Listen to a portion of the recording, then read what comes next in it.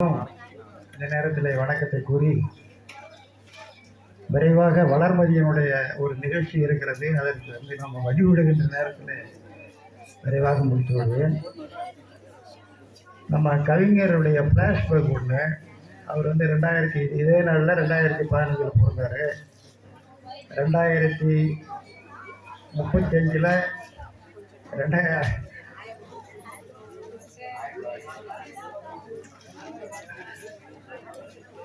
இல்லைங்க, இதே நாளில் பிறந்தவர். 22 ஜூலையில் தானே பிறந்தார். 1915 பிறந்தார். அப்புறம் என்ன, இதே நாளில் இப்போ பிறந்தார். இன்றைக்கு 110 ஆண்டுகள் ஆகுது அவர் பிறந்து. 110வது ஆண்டு நம்ம இன்றைக்கு கொண்டாடிட்டு இருக்கிறோம். ஏன் நம்ம அவரை கொண்டாடுறோம் அப்படின்னா, அவர் சமுதாயத்தின் மேலே அக்கறை கொண்டு இருந்தார். ஏழை எளியவர்கள் மீது அக்கறை கொண்டு இருந்தார். அவருக்கு எதை பார்த்தாலும் ஐயா அவங்க சொன்ன மாதிரி இயற்கையை பார்த்தா கூட ஏழை நினப்பில் வரும்.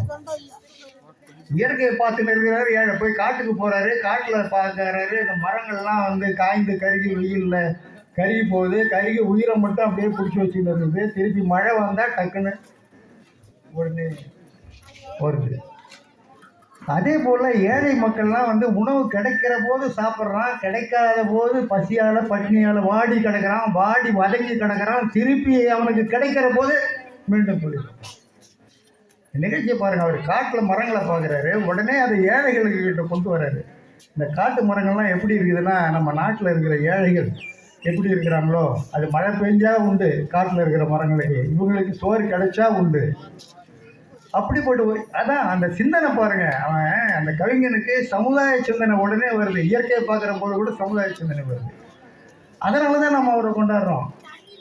இப்போ இன்னைக்கு மகளிருக்கு 1000 ரூபா கொடுக்குறாங்க, பஸ்ஸில் வந்து ஃப்ரீயாக கொடுக்குறாங்க. இதெல்லாம் எங்கேருந்து வந்தது? இவங்க போட்ட விதை தான். அப்பயே வந்து மகளிருக்கெல்லாம் வந்து சிறப்பு கொடுக்கணும், ஆணும் பெண்ணும் சமம் என்றெல்லாம் சொல்லி அந்த காலத்தில் இருந்து இவங்க பாடி பாடி பாடி அவங்க போட்ட விதை தான். இன்றைக்கு அந்த சிந்தனை அப்படியே தொடர்ச்சியாக வந்து இன்றைக்கு இப்படி உருவாகிருக்கு. அதனால் இதுக்கு வந்து அடிப்படை வந்து கவிஞர்கள் தான். இவர் வந்து புரட்சி கவிஞர் என்பது மட்டுமல்ல, இயற்கை கவிஞர்னு சொன்னாங்க. இயற்கை கவிஞர், புரட்சி கவிஞர், அதே சமயத்தில் சமுதாயத்தின் மீது அக்கறை கொண்டவங்க. ஏன்னா சமுதாயத்தின் மேலே யார் அக்கறை கொண்டாலும், நம்ம காமராஜ் அவர்கள் அக்கறை கொண்டாரு, அவரை நம்ம பாராட்டுறோம். புரட்சி நடிகர் அவர் பாருங்க, அவருக்கும் அந்த அக்கறை இருந்தது. காலுக்கு செருப்பு கொடுக்கணும், கேவலமாக சொன்னாங்க. அதை பல்பொடி கொடுத்தாரு. பல்பொடியை கேவலமாக சொன்னோம். ஏன்னா அந்த காலத்துலலாம் நாமே பார்த்துருக்குறோம். பல்பொடியை மண்ணால் பல் வளர்க்குவோம், சாம்பலால் எடுத்து பல் வளர்க்குவோம். அந்த விழிப்புணர்ச்சி இல்லை. அவர் சொன்னதுக்கு பிறகு தான், அவர் கொடுத்ததுக்கு பிறகு தான் விழிப்புணர்ச்சியே வந்தது. நம்மளாம் ஒழுங்காக பல் வளர்க்குறோம், காலில் செருப்பு போடுறோம். அப்போ அவங்களுக்கு அந்த உதிக்குது பாருங்கள். மக்கள் என்ன கஷ்டப்படுறாங்க, எதை செய்யணும்னு உதிக்குது. அதுபோல் தான் கவிஞர்கள். புரட்சி கவிஞர் பாரதிதாசன் எவ்வளோ பாடல்கள்லாம் பாடுனதுனால இன்றைக்கு பெண் உரிமையெல்லாம் கிடைச்சது. பெண் உரிமைக்காகலாம் வந்து கவிஞர்கள் தான் அதுக்கு அடிக்கொண்டுட்டவங்க. ஆனால்